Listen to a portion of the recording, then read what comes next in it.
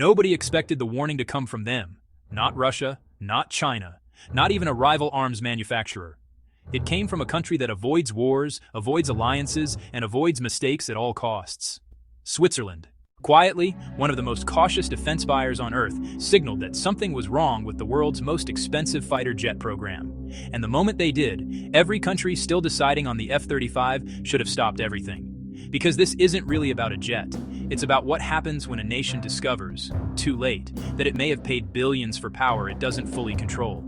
And for Canada, standing right on the edge of its own decision, that realization could change everything. Most countries learn the true cost of a weapons system during war. Switzerland learned it during peace. That alone should make everyone uncomfortable.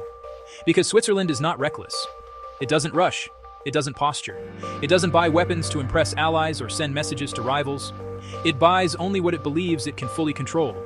For decades, that mindset kept the country insulated from costly military mistakes. Until now.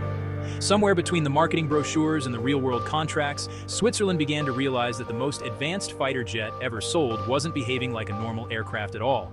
It was behaving like a dependency. And once that realization surfaced, the shockwaves didn't stop and burn. They traveled north, straight into Ottawa.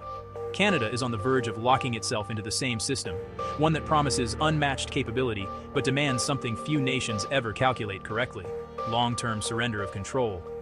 This story is not about whether the F-35 is powerful. It is. This is about what power means when you don't fully own it. Here's the uncomfortable truth few defense briefings lead with. Modern fighter jets are no longer machines. They are ecosystems. And the F-35 is the most centralized ecosystem ever built.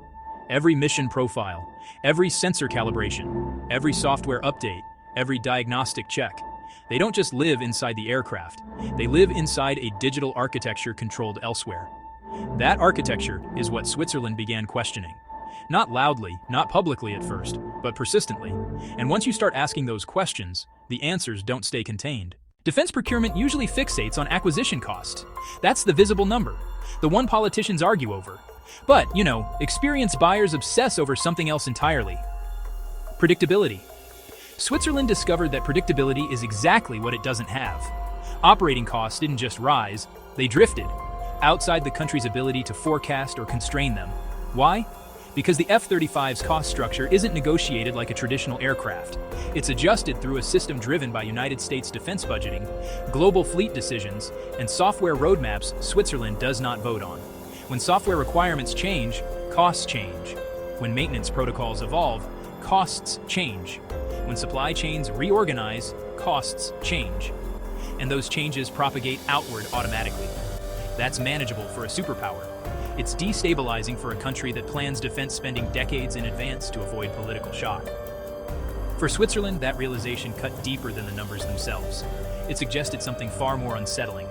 The country could no longer fully steer its own defense planning. But cost was only the first crack. The real fracture appeared when Swiss officials examined operational autonomy.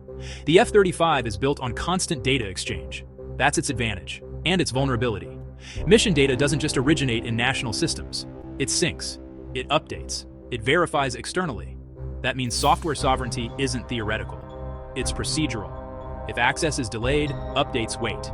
If permissions are required, timelines stretch. If priorities shift elsewhere, responsiveness follows. For a neutral country whose entire defense doctrine depends on independence, that reality is jarring. Switzerland didn't set out to challenge anyone. It simply asked whether owning a fighter jet still meant what it used to mean. And that question is radioactive, because once it's asked, other countries can't unhear it. Canada can't afford to ignore it. Not because Canada distrusts the United States, but because Canada's defense problem is fundamentally different. Canada is not defending crowded borders or short-range theaters. Canada is defending distance. The Arctic is not just cold. It is sparse, disconnected, unforgiving, and slow to support. Runways are far apart. Weather shuts down logistics without warning. Maintenance windows shrink brutally in extreme cold. Systems that rely on centralized diagnostics, specialized infrastructure, and continuous digital support face friction there that simulations rarely capture. This is where theoretical superiority meets geographic reality, and geography always wins. Canada's defense challenge is not beating a peer adversary in a controlled theater. It's sustaining presence where failure is invisible until it's catastrophic. That requires resilience more than elegance, redundancy more than perfection. And above all, independence of operation when networks degrade, communications fail, or priorities elsewhere suddenly dominate attention. This is why the Swiss warning matters. It isn't saying the F-35 can't fight. It's saying the F-35 can't be separated from the system that feeds it. There's another layer, that few discussions really linger on: data gravity. When aircraft data, mission performance, and maintenance intelligence all flow outward, well, value flows with them. Who learns first from operational patterns? Who refines tactics the fastest? Who sees fleet-wide vulnerabilities before individual operators do? Centralization creates efficiency, but it also centralizes insight. For a country like Switzerland, that's honestly uncomfortable. For a country like Canada, whose airspace is strategic not just nationally, but continentally, it's existential. Because Canada's fighters are not just national assets. They're part of North America's first line of warning. That makes sovereignty not just a political slogan, but a strategic variable. This is why Washington watches Canada's decisions so closely.